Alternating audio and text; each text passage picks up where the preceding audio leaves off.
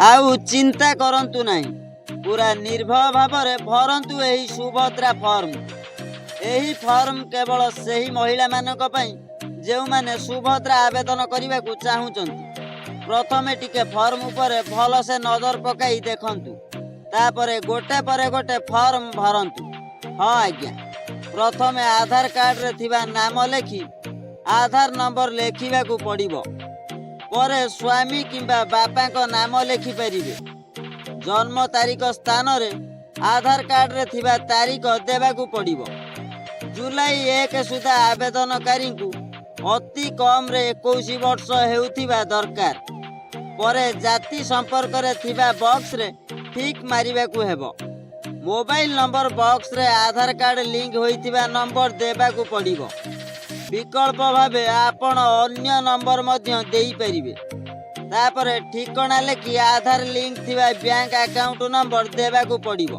पर पृष्ठ रे थिबा योग्यता मानदंड आधारित एक घोषणा पत्र को निजे आवेदनकारी दस्तखत करी आवेदन करिवे।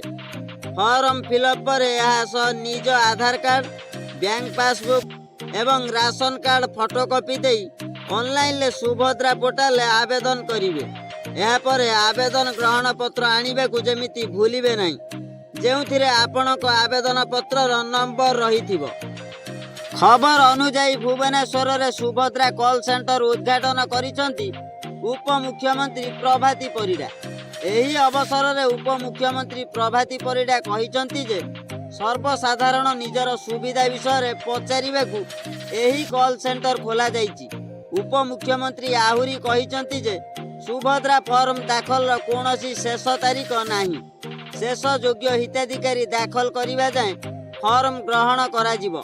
सेहीपरि शेष योग्य हिताधिकारी टंका पाइबा जाए कॉल सेंटर खोला रहिबो। 17 तारीख रे सुभद्रार प्रथम किस्ती टंका दिया जिवो। तापरे भी जे आवेदन करिवे तांकु मध्य प्रथम किस्ती मिलिबो। हाँ आज्ञा, 17 तारीख पर भी रेजिस्ट्रेशन कले टंका पाई परिबे योग्य हिताधिकारी। हाँ दर्शक बंधु, सूचना आज एतिकी। अधिक सूचना आम चैनल को सब्सक्राइब करंतु। रहिली, नमस्कार।